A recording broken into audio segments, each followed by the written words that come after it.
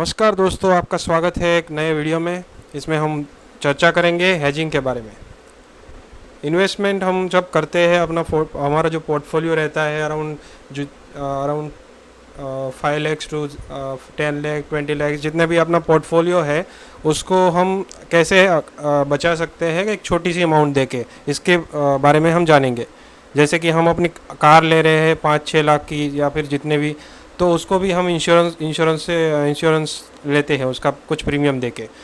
वैसे ही हम घर ले रहे हैं तो उसका भी हम हेज करते हैं कुछ प्रीमियम देके, ठीक है। तो वैसे ही हम शेयर मार्केट में अपना जो पोर्टफोलियो है उसको भी कैसे हेज कर सकते हैं, उसके बारे में हम इसमें जानेंगे। तो जैसा कि आप देख सकते हैं, मैंने गूगल में हेज करके सर्च किया है।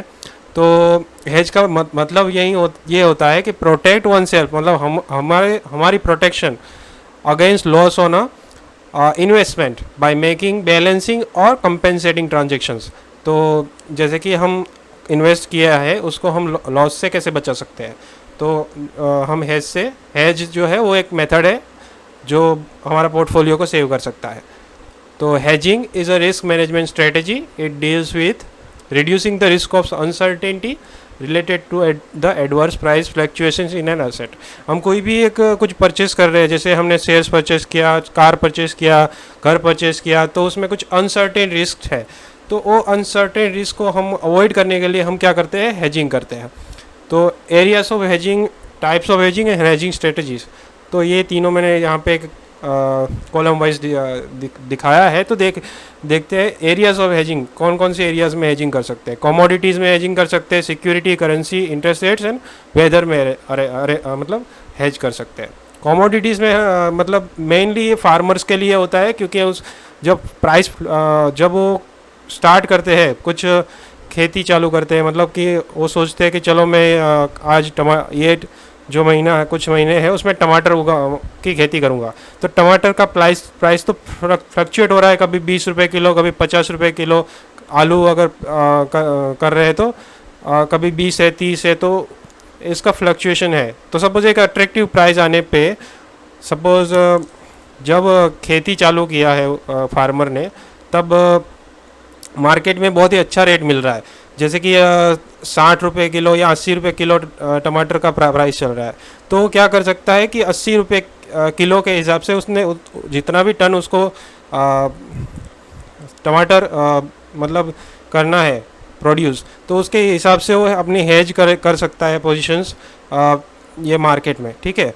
और अगर प्राइस फिर ऊपर चला जाता है तो उसको वही प्राइस में देना पड़ेगा, पर उसने डाउन साइड अपना रिस्क कम कर लिया है। तो अगर मार्केट में कुछ महीनों के बाद अगर मार्केट में 50 रुपये भी चल रहा होगा तो उसको 80 रुपये मिलेगा उस चीज़ का। सिक्योरिटीज़, जैसे कि मैंने ये वीडियो स्पेसिफिकली बनाया है स्टॉक मार्केट के लिए। और करेंसीज़ में फ्लक्चुएशन होता है, उसके लिए हेजिंग कर सकते हैं। जैसे कि यहाँ पे इंडिया में एक कंपनी है जो फॉरेन में भी डील कर रही है, और उसको एक कॉन्ट्रैक्ट वहाँ से मिला है, सपोज यूएस से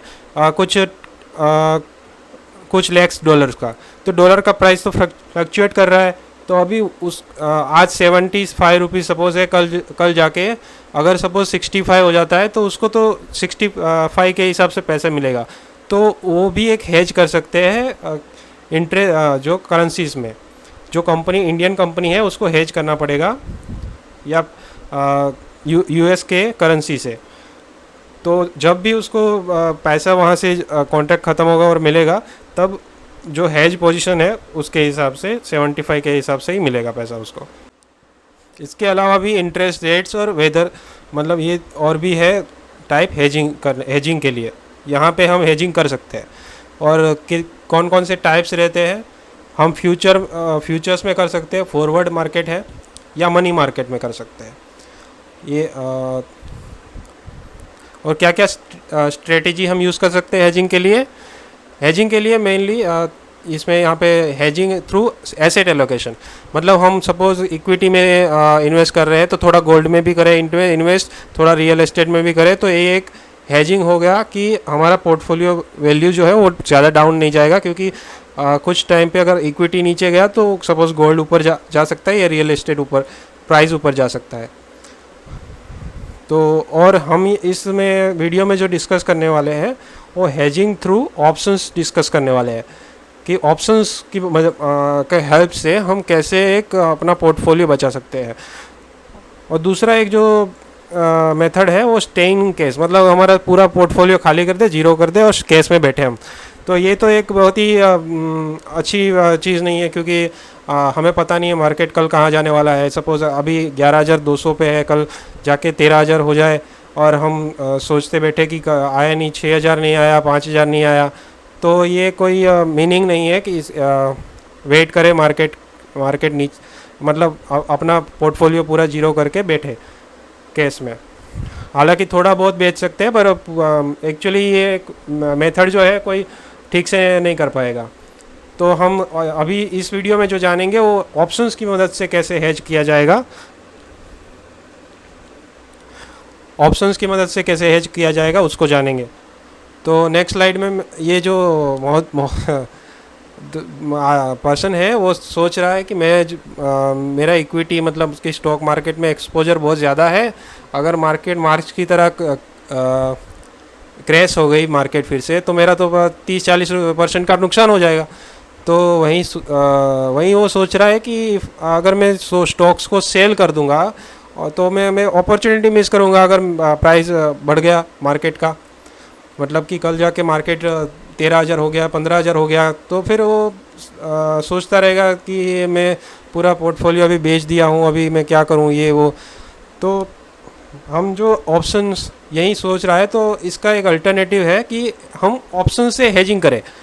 ऑप्शंस जो रहते हैं वो डेरिवेटिव्स में आते हैं, तो डेरिवेटिव्स में अपना अलग से आपको ब्रोकर को बोलना पड़ेगा कि मेरा एफएनओ का फ्यूचर एंड ऑप्शन का भी सेगमेंट जो है वो मुझे एक्टिवेट करके दो। उसमें मार्जिन्स पे काम होता है और आपको जो है थोड़ा उसके बारे में ज़्यादा सीखना पड़ेगा। तो यूट्यूब में बहुत सारे वीडियो अवेलेबल है ऑप्शंस के, वो देख लीजिए आप, उससे आपको पता चलेगा ऑप्शंस क्या होता है। तो मैंने 3 स्ट्रेटेजी यहाँ पे डिसाइड किया, मतलब आपको डेमोन्स्ट्रेट करने के लिए दिखाया है यहाँ पे मैंने। तो एक तो ये स्ट्रेटेजी है कि मैं दिसंबर तक हेज करूँ पोर्टफोलियो मेरा, क्योंकि एक पर्टिकुलर टाइम तक ही आपको मतलब कोई भी इंश्योरेंस मिलेगा। आप कार का इंश्योरेंस लाइफ टाइम के लिए तो नहीं लेते, आप 1 साल के लिए लेते हैं, तो वैसे ही यहाँ पे भी आपको 1 महीना 2 महीना या फिर दिसंबर तक आप इसका हेजिंग कर सकते हैं। तो अभी दिसंबर का जो अभी सब जो पुट जो है 10,000 का आपको बेचना है, सपोज़ ये सेल किया है 294 रुपीज़ का, सॉरी बाई किया है 294 रुपीज़ का, और 9,000 रुपीज़ पे मैं 9,000 PE 9,000 की स्ट्राइक प्राइस का मैंने क्या किया है, इसमें कॉल पुट जो है वो सेल कर दिया है।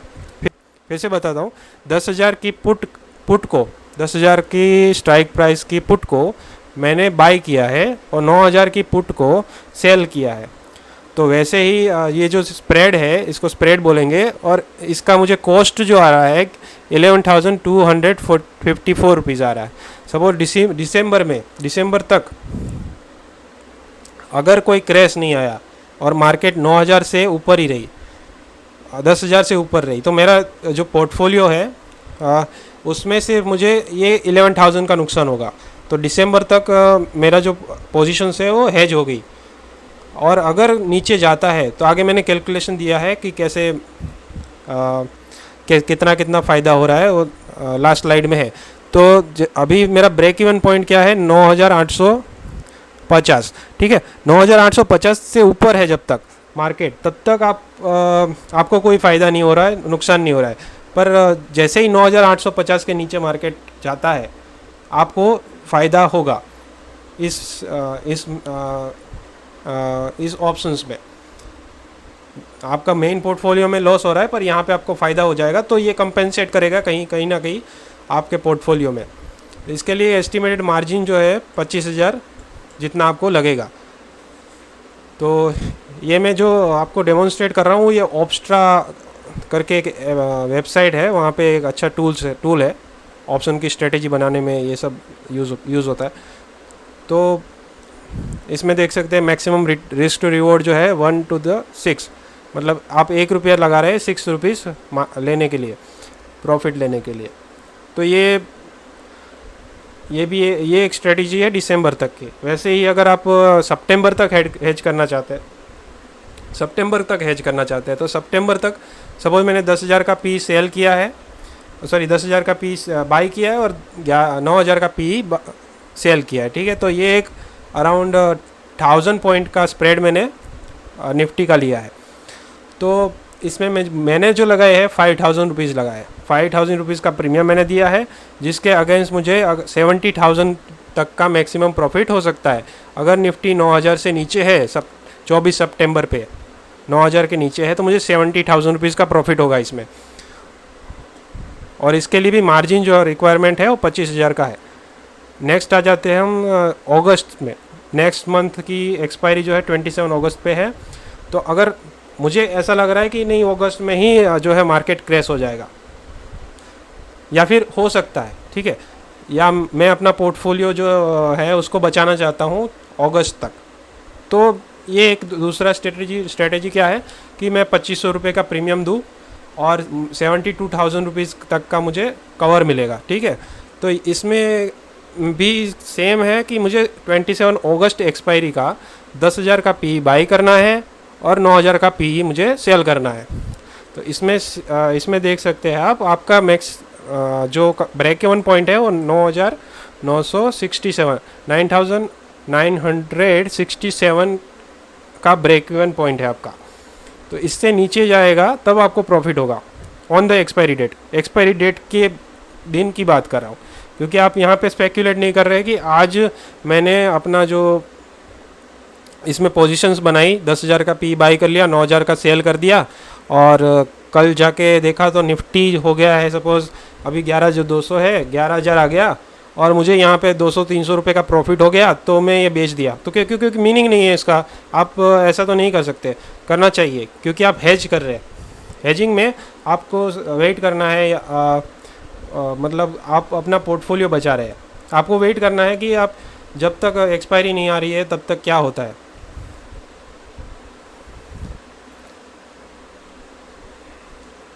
और जैसा कि अभी मैंने बताया था कि एक मैंने जो कुछ कैलकुलेशन किया है, तो जैसा कि एक मैंने चमन भाई को अज्यूम किया है कि एक मिस्टर चमन भाई है, उसका पोर्टफोलियो का वैल्यू अभी जो है 11,200 का निफ्टी चल रहा है तब 8,40,000 है, ठीक है। तो अभी अगस्त तक अपना अगस्त एक्सपायरी तक हेज कर रहे हैं, सितंबर तक हेज कर रहे हैं या दिसंबर तक हेज कर रहे हैं। तो ऐसे 3 कंडीशन मैंने लिया है। अगर अगस्त तक हेज कर रहे हैं तो उसका प्रीमियम 2,500 रुपये है, सितंबर तक कर रहे हैं तो 5,000 है, दिसंबर तक कर रहे हैं तो 12,000 रुपये है। तो जैसे कि देख सकते हैं कि ये परसेंटेज में प्रीमियम कितना पे कर रहे हैं। तो ये 0.3% ऑफ प्रीमियम पे कर रहे हैं, अपना जो पोर्टफोलियो है उसका जस्ट 0.3% प्रीमियम वो पे कर रहे हैं एक महीना अपना जो पोर्टफोलियो हेज करने के लिए। और सितंबर तक 0.6% और दिसंबर तक अगर उनको हेज करना है तो 1.43%। मतलब 1% आप हेज 1% आप अमाउंट अपना पोर्टफोलियो का जस्ट 1% अमाउंट आप लगा रहे प्रीमियम दे रहे हैं, और उससे आपको फ़ायदा कितना हो सकता है अगर ऐसी मतलब कोई क्रैश आ गया या एडवर्स कुछ कंडीशन आ गई। तो जैसा कि आप देख सकते हैं कि चमन भाई का पोर्टफोलियो 9,000 रुपये कितना है एक्सपायरी के दिन। तीनों का कंडीशन में मैंने ये माना है कि 9,000 के नीचे मार्केट है आ गई है, अगस्त में भी, सितंबर में या दिसंबर में भी। तो इनका जो है 6,75,000 का पोर्टफोलियो वैल्यू हो गया, जो पहले था 8,40,000 वो अभी हो गया है 6,75,000। तो जैसा कि अभी अगस्त में देख सकते हैं कि प्रीवियस पोर्टफोलियो वैल्यू कितना है, सब में सेम है 6,75,000 विदाउट हेजिंग भी 6,70,000 ही है।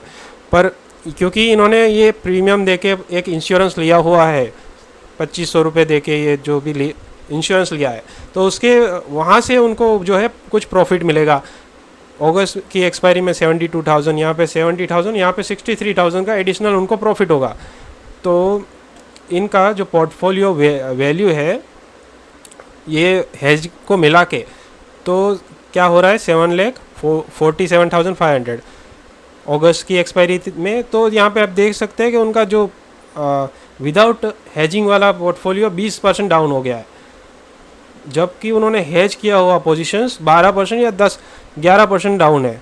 मतलब कि उन्होंने अपना पोर्टफोलियो को जस्ट 0.6% दे के कितना बचा लिया उन्होंने 0.6% ऑफ पोर्टफोलियो पैसे पे करके उन्होंने अपना 10% 9% जितना अपना पोर्टफोलियो का वैल्यू बचा लिया है। तो ये जो है बहुत ही इम्पोर्टेंट है। अगर आपका पोर्टफोलियो का वैल्यूएशन बहुत ज़्यादा है, अगर आपका पोर्टफोलियो का वैल्यूएशन बहुत ज़्यादा है तो आप ज़रूर से हेज करें, मेरा रिकमेंडेशन रहेगा। और ये वीडियो जस्ट एक डेमोन्स्ट्रेशन पर्पज़ से था। मैं आपको कोई सजेशन नहीं दे रहा हूँ कि आप कल जाके 10,000 का पुट बाई करिए और 9,000 का सेल करिए। आप अपने फाइनेंशियल एडवाइजर से पूछिए कि मेरा पोर्टफोलियो का वैल्यू इतना है, मैं अपने पोर्टफोलियो को अभी कैसे हेज कर सकता हूँ। आप जैसे कि अभी ऑप्शंस में रहता है कि बहुत सारी जो चीज़ें हैं आपको अभी जाननी है, जस्ट एक मेथड मैंने बता दिया है। इसको और ज़्यादा मतलब देखिए इसमें और कौन से ऑप्शंस अवेलेबल है। वीडियो देखने के लिए धन्यवाद। और आपको अगर कुछ हेल्पफुल लगी है इन्फॉर्मेशन तो ज़रूर से इस वीडियो को लाइक करिए, अपने फ्रेंड्स के साथ शेयर करिए और इस चैनल को सब्सक्राइब करना ना भूलें। और सबसे पहले नोटिफिकेशन पाने के लिए बेल आइकॉन ज़रूर दबाएं।